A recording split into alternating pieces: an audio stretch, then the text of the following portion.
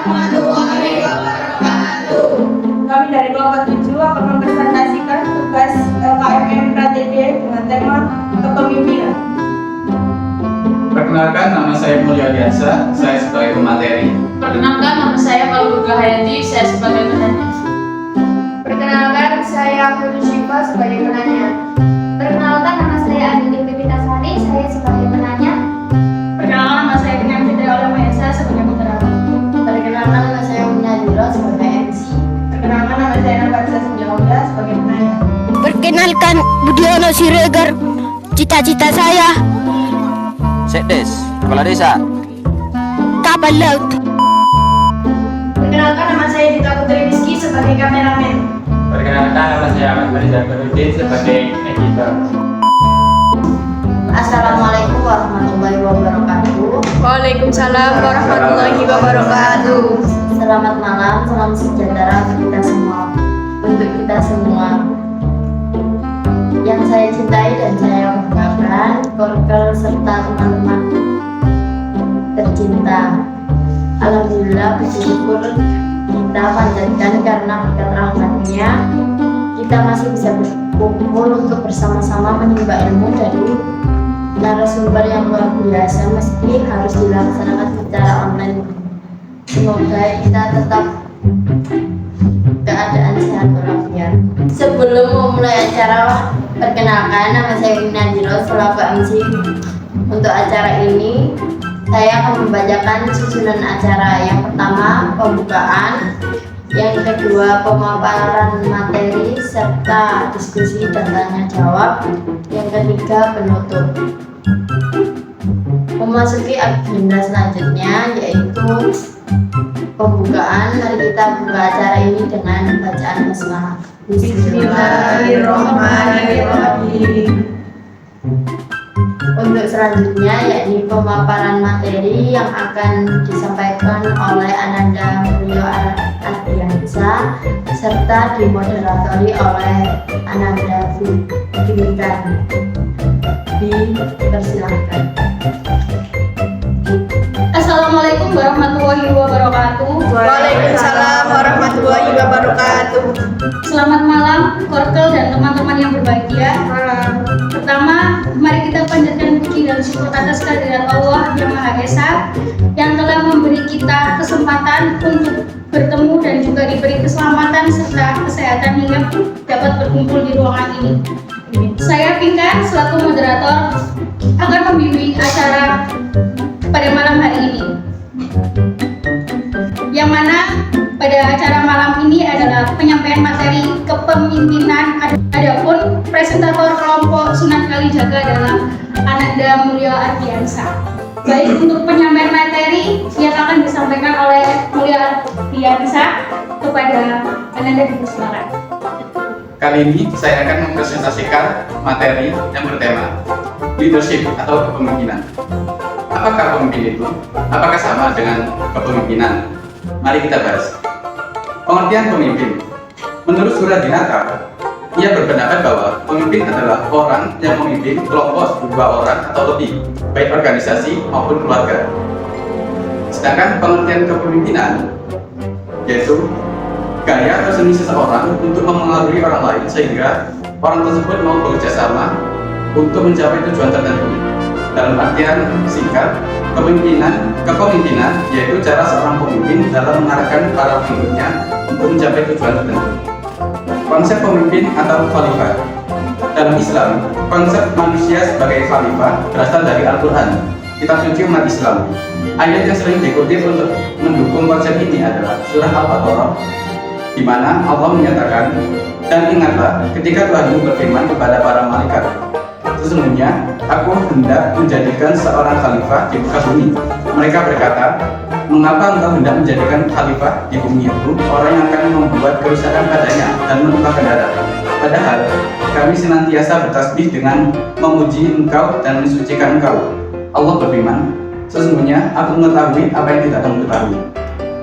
Panutan pemimpin sejati dalam Islam yaitu Nabi besar Muhammad SAW. Pemimpin atau khalifah setelah Nabi Muhammad SAW. Yang pertama, Abu Bakar As-Siddiq. terkenal dengan kebijaksanaannya. Nomor 2, Umar bin Khattab terkenal dengan ketegasan dan keadilannya. Nomor 3, Utsman bin Affan dengan kemurahan hatinya. Nomor 4, Ali bin Abi Thalib dengan kepandaian dan kecerdasannya.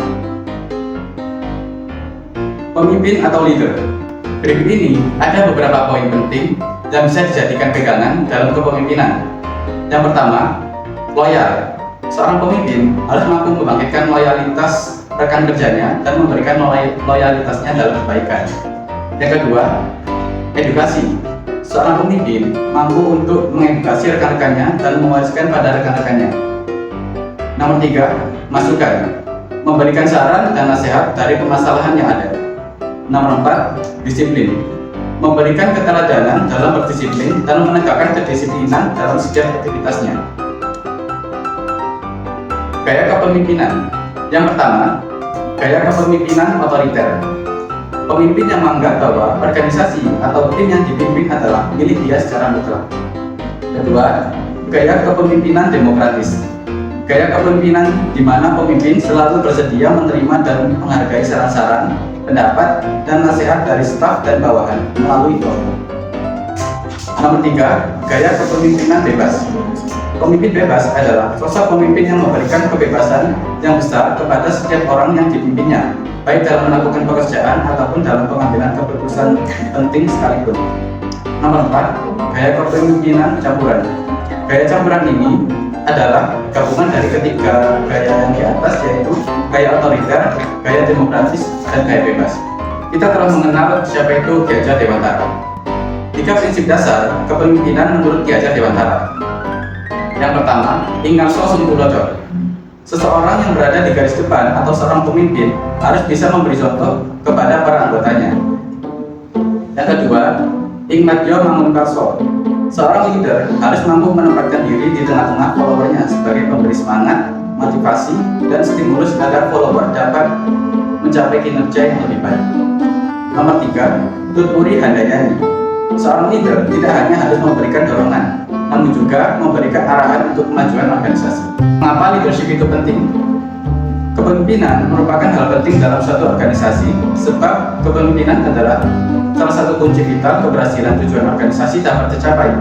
Semua keputusan, pergerakan, dan laju pembangunan membutuhkan leadership. Alasan penting mengapa leadership penting adalah sebagai dasar untuk membangun tim yang kuat dan kompak. Menjadi pemimpin bukan berarti mendapatkan hak untuk memerintah, tetapi justru kewajiban memberi teladan kualitas sehingga orang lain bisa menerima perintahnya tanpa merasa direndahkan. Kepemimpinan adalah tindakan, bukan kedudukan. Terima kasih untuk materi. Baik, untuk sesi selanjutnya yaitu sesi tanya jawab. Mungkin dari audiens ingin bertanya. Saya mau bertanya. Ya, dipersilakan. Perkenalkan, nama saya Davan Sanjoya. Saya mau bertanya, bagaimana? Salah. Seperti apa gaya kepemimpinan ideal menurut Mas Mulyo? Terima kasih. Saya ingin bertanya. Ya, dipersilakan. Baik, perkenalkan nama saya Taufiq Hayati. Saya ingin bertanya, gaya kepemimpinan apa yang cocok untuk era modern atau untuk era sekarang? Ya, Saya mau bertanya. ya dipersilakan. Perkenalkan, nama saya Nur Syifa. Ingin bertanya kepada Mas Mulyo, bagaimana pentingnya seorang pemimpin dalam sebuah organisasi? Ya, Saya ingin bertanya. ya dipersilakan. Perkenalkan, nama saya Anindita Pitasari. Saya ingin bertanya kepada Mas Mulyo. Pertanyaannya, mengapa pemimpin bagi kelompok sosial itu penting? Mohon penjelasannya. Terima kasih. Baik, pertanyaan yang pertama akan saya jawab.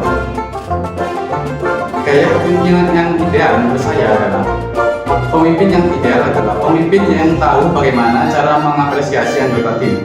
Sebab dari cara mengapresiasi tersebut, anggota tim akan merasa bahwa diri mereka berharga.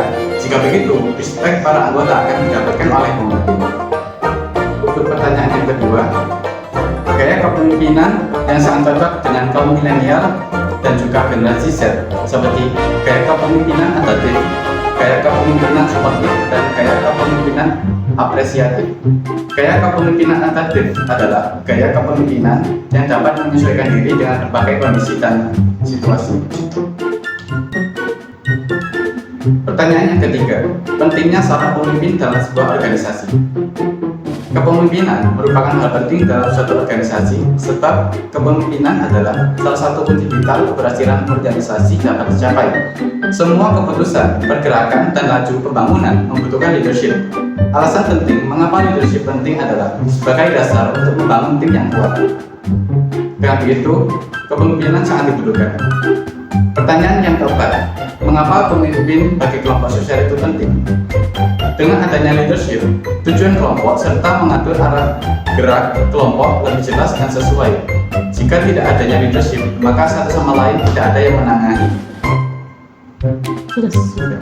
Sekian presentasi saya hari ini dalam tema kepemimpinan.